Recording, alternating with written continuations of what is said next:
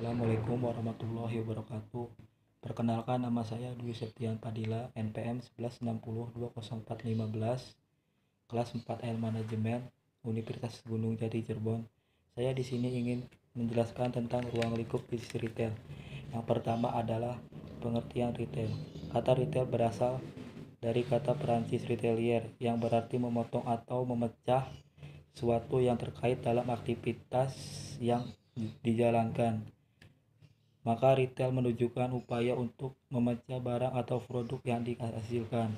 Inilah jalur distribusi barang dagangan. Yang pertama adalah manufaktur, dan yang kedua adalah pedagang besar, dan yang ketiga adalah retail, dan yang terakhir adalah konsumen akhir. Saluran distribusi vertikal.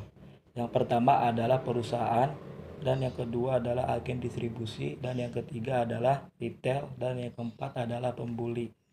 Saya ingin membedakan paradigma retail tradisional dan modern. Yang pertama, saya ingin menjelaskan paradigma retail tradisional. Paradigma retail tradisional merupakan pandangan yang menekankan pengelolaan retail dan menggunakan pendekatan konvensional dan tradisional. Hal ini yang disiapkan oleh perusahaan tetapi kurang berfokus pada bagaimana kebutuhan dan keinginan konsumen dipahami dan bahkan dipenuhi. Ada beberapa ciri paradigma dan pengelolaan retail sebagai berikut. Yang pertama adalah kurang memilih lokasi, dan yang kedua adalah tidak memperhitungkan potensi dan pembeli, dan yang ketiga adalah jenis barang dagangan yang tidak terarah, dan yang keempat adalah tidak ada seleksi merek, dan yang kelima adalah kurang memperhatikan pemasok. Saya ingin menjelaskan tentang retail modern. Retail modern merupakan pandangan yang menekankan pengelolaan retail dan menggunakan pendekatan modern, di mana konsep pengelolaan lebih ditekankan. Di sisi lain, pemenuhan kebutuhan konsumen yang menjadi sasarannya. Ada juga beberapa ciri retail modern sebagai berikut. Yang pertama adalah lokasi strategis merupakan faktor pandang dalam bisnis retail, dan yang kedua, prediksi retail cermat terhadap potensi pembeli, dan yang ketiga, pengelolaan jenis barang dagang yang terarah, dan yang keempat, seleksi merek yang sangat ketat, dan yang kelima, seleksi ketat terhadap pemasok. Saya ingin menjelaskan tentang karakteristik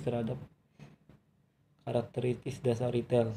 Karakteristik dasar retail dapat digunakan sebagai dasar dalam mengelompokkan jenis retail. Terdapat 3 karakteristik dasar, yaitu yang pertama adalah pengelompokan berdasarkan unsur-unsur yang digunakan retail untuk memuaskan kebutuhan konsumen, dan yang kedua adalah pengelompokan berdasarkan sarana atau media yang digunakan, dan yang ketiga adalah pengelompokan berdasarkan kepemilikan. Pengelompokan berdasarkan unsur-unsur yang digunakan retail untuk memuaskan kebutuhan konsumen. Pengelompokan berdasarkan unsur-unsur yang digunakan retail untuk memuaskan kebutuhan konsumen adalah campuran unsur-unsur yang digunakan untuk retail untuk memuaskan kebutuhan konsumen. Terdapat 4 unsur, yaitu sebagai berikut.